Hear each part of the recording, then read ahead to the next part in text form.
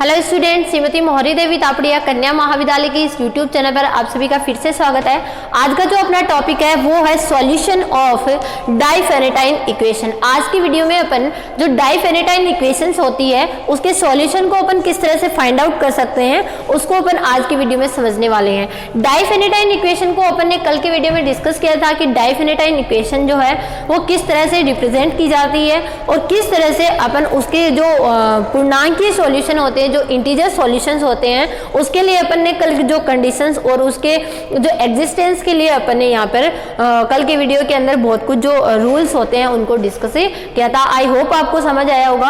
आज जो अपन डिस्कस करने वाले हैं वो डाइफेनेटाइन इक्वेशन के जो सॉल्यूशंस होते हैं वो किस तरह से फाइंड आउट किए जाते हैं उसको अपन यहाँ पर डिस्कस करने वाले हैं। और ये सॉल्यूशंस भी कौन से होते हैं, यहाँ पे जनरल सॉल्यूशन की बात हो रही है, सामान्य हल की बात हो रही है।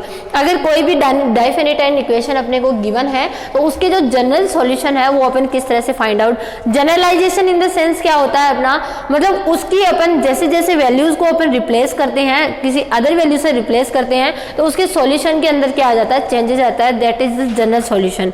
ठीक है, तो जनरल सॉल्यूशन को अपन यहाँ पर व्यक्त करेंगे कि कोई भी जो इक्वेशन अपने को गिवन है तो उसके जो डाइफेनेटाइन इक्वेशन है उसको जो जनरल सॉल्यूशन है वो अपन किस तरह से फाइंड आउट कर सकते हैं। तो यहाँ पर पहले अगर इसके फॉर्मूलाज को समझते हैं, जैसे मैंने यहाँ पे लिखा ax + by = c, ये कोई डाइफेनेटाइन इक्वेशन मुझे यहाँ पर गिवन है।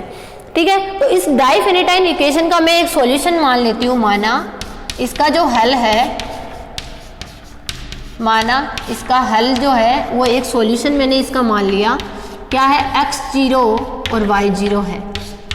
ठीक है, इसका एक सॉल्यूशन मैंने क्या मान लिया, x0 और y0 मान लिया। देन इसका जो जनरल सॉल्यूशन होगा वो किस तरह से डिफाइन होगा, x = x0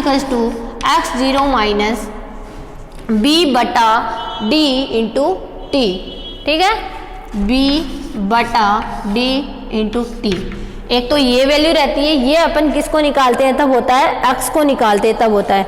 यहाँ पे d के बारे में अपन ने कल डिस्कस किया था कि d अपना क्या होता है, d क्या होता है अपना, a और b का HCF जो होता है वो d होता है। ठीक है, a और b का जो HCF होता है वो अपन d से डिफाइन करते हैं। और ये तो अपने किसकी वैल्यू आ जाएगी, x का जनरल सॉल्यूशन आ जाएगा, यानी x की कितनी वैल्यूज यहाँ पर पॉसिबल्स है उन सभी के जनरल जो जनरलाइजेशन फॉर्म होगी वो इस तरह से होगी।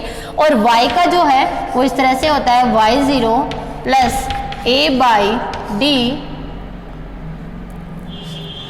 c/d और t। ये वैल्यू यहाँ पर अपने रहती है। a ही होता है, c नहीं होता है, a होता है, a/d और प्लस में यहाँ पे प्लस का चिन्ह होता है, यहाँ पे माइनस का चिन्ह होता है। ये बात आप ध्यान रखना है, इसके अंदर कंफ्यूज नहीं होना है। तो ये इस तरह से अपना जो जनरलाइजेशन सॉल्यूशंस है वो अपने फाइंड आउट किए जाते हैं। अब अपन यहाँ पर इसको एग्जाम्पल की हेल्प से समझते हैं कि इसकी हेल्प से कोई भी जो एग्जाम्पल अपने को गिवन होता है उसका अपन जनरल सॉल्यूशन किस तरह से फाइंड आउट कर सकते हैं। और भी कई मेथड है, आयलर मेथड है, उसको अपन कल के वीडियो में डिस्कस करेंगे कि आयलर मेथड से इस जो अपनी डाइफेनेटाइन इक्वेशन होती है उसका सॉल्यूशन किस तरह से फाइंड आउट कर सकते हैं। तो आज जो है वो अपन इसकी जनरल सॉल्यूशन के लिए जो जनरल अपना फॉर्मूलेज होते हैं उसको यहाँ पर डिस्कस करते हैं। तो मैंने यहाँ पे एग्जाम्पल लिया, मान लो यहाँ पे लिया 70 अक्ष + 112 y = गिवन है अपने को 168। तो इसके सामान्य हल ज्ञात कीजिए, कि सामान्य हल ज्ञात कीजिए। ये अपने को क्वेश्चन गिवन है। ठीक है, तो यहाँ से पहले अपन क्या निकालेंगे, d की वैल्यू को फाइंड आउट करेंगे। ठीक है, तो d की वैल्यू को कैसे फाइंड आउट करते हैं, a और b का क्या निकालते हैं, HCF निकालते हैं। तो 70 और 112 इनका जब अपन HCF निकालेंगे तो अपने कितना आएगा, यहाँ पे 14 आएगा। कितना आएगा, 14। ये जीसीडी अपन कैसे फाइंड आउट करते हैं? जीसीडी फाइंड आउट करने के लिए आपको बहुत सारे मेथड बताए गए हैं। प्राइम फैक्टर मेथड यूज कर सकते हैं, अभाज्य गुणनखंड विधि। दूसरा अपन ने वो यूक्लिड विभाजन प्रमेय का जो यूज की थी अपन ने, उसको भी यहाँ पर आप यूज करते हुए इसका जो सॉल्यूशन है वो फाइंड आउट कर सकते हैं। एचसीएफ जो है वो फाइंड आउट कर सकते हैं। तो एचसीएफ कितना आया? 114 आया, और 14 जो होता है 168 को क्या करता है? यहाँ पे डिवाइड करता है, तो इसका क्या होगा? हल विद्यमान होगा। अतः समीकरण का हल विद्यमान होगा।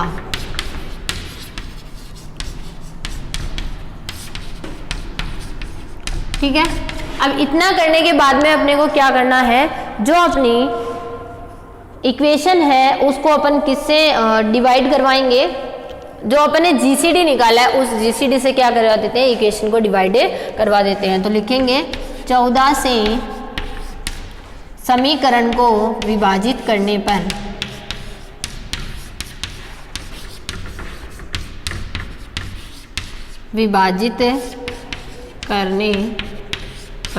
तो जब अपन 14 से इसको डिवाइड करेंगे तो अपनी जो इक्वेशन होगी वो क्या बन जाएगी? 5x plus 8y equals to 12 है। ये इक्वेशन यहाँ पर अपनी बन जाएगी। अब इक्वेशन का अपन एक हल जो है वो अपन फाइंड आउट करेंगे। ठीक है, कोई भी जो x और y की वैल्यूज यहाँ पर अपन 1 2 0 4 3 -3 4 2 यहाँ पर कुछ भी वैल्यूज अपन रखेंगे और उसकी यहाँ से और उसकी हेल्प से अपन क्या करेंगे? यहाँ पे इसका एक जो सॉल्यूशन है वो पहले फाइंड आउट करेंगे, क्योंकि एक सॉल्यूशन जब तक अपने पास फाइंड आउट नहीं होगा अपन इसके जनरल सॉल्यूशन को फाइंड आउट नहीं कर सकते हैं। तो मैंने इसका जो एक हल है वो यहाँ पे फाइंड आउट कर लिया और उसको अपन ले लेते हैं। यहाँ पे -4 x की वैल्यू है -4 और y की वैल्यू है +4। ठीक है, और इसका जो सरल रूप में जो मैंने 14 का डिवाइड करवाया है, 14 का डिवाइड इसीलिए करवाया कि आपकी जो इक्वेशन है वो सरल हो जाए और आपको इसके सॉल्यूशन को आसानी से देखने के अंदर क्या आ जाए, जो सॉल्यूशन है वो फाइंड आउट करने में आसानी हो जाए। तो यहाँ पर अपन क्या निकालेंगे? x इक्वल्स टू -4 है और y इक्वल्स टू 4। देखिए x की वैल्यू अपन -4 रखते हैं और y की वैल्यू क्या रखते हैं? +4 रखते हैं। तो क्या करता है वो? इस इक्वेशन को क्या करता है? संतुष्ट करता है।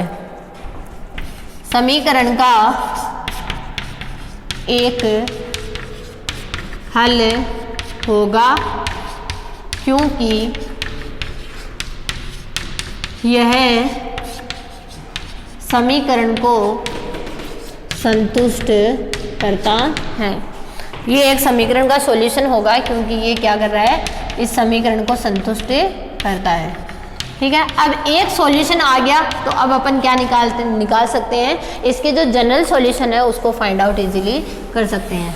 ठीक है, तब जो इसके जो सामान्य हल होंगे तब समीकरण का सामान्य हल, समीकरण का सामान्य हल। तो समीकरण का जो सामान्य हल होगा वो क्या हो जाएगा? यहाँ पे x जो होता है उसको अपन क्या लिखते हैं? x0 माइनस b/d और यहाँ पे होता है y0। ठीक है, यही वैल्यू होती है, सॉरी यहाँ पे t होता है, y0 नहीं होता है, t ये इसके जनरल सॉल्यूशन के लिए होता है। तो अब यहाँ पर अपने पास सारी वैल्यूज अपन पुट कर देते हैं। x0 की वैल्यू कितनी आई हुई है अपने पास में? यहाँ पे -4 आई हुई है। ठीक है, तो मैं यहाँ पे रख देती हूँ -4।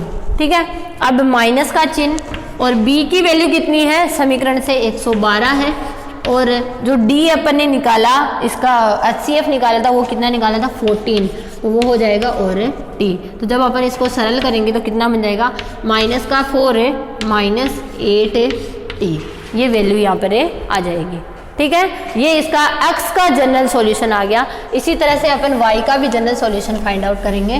तो y का जो होगा वो क्या, कैसे लिखा जाएगा? y बराबर y0 plus a/d into T. तो y0 कितना था अपना? 4 था, बीच में प्लस का चिन्ह। a की वैल्यू कितनी है? 70 बटा डी की वैल्यू है 14 और यहाँ पर टी, तो यहाँ पर क्या आ जाएगा 4 प्लस 5 टी। ये क्या आ जाएगा, y की जो जनरल वैल्यू है वो यहाँ पर डिफाइन हो जाएगी। तो इस तरह से अपन ने कोई भी जो इक्वेशन होती है उसके लिए x और y की जो जनरल सॉल्यूशन होते हैं, जनरल जो सॉल्यूशन यानी सामान्य हल जो है वो इस तरह से यहाँ पर अपन डिफाइन कर सकते हैं।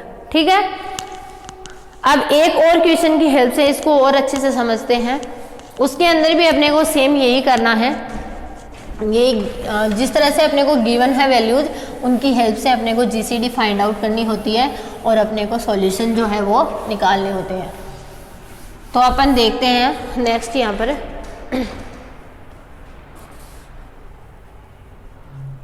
अपने को यहाँ पर जो गिवन है वो गिवन है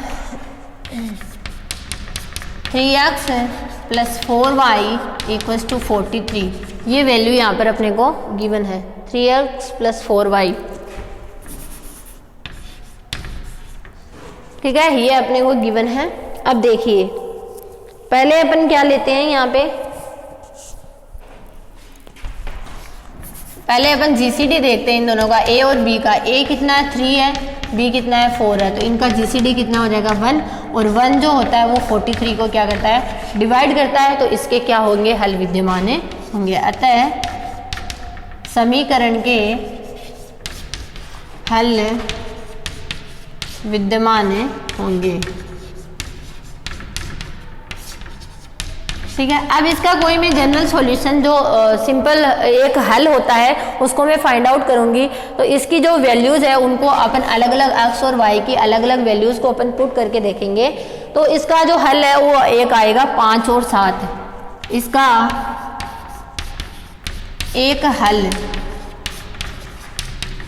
क्या है 5 7 है। अतः इसका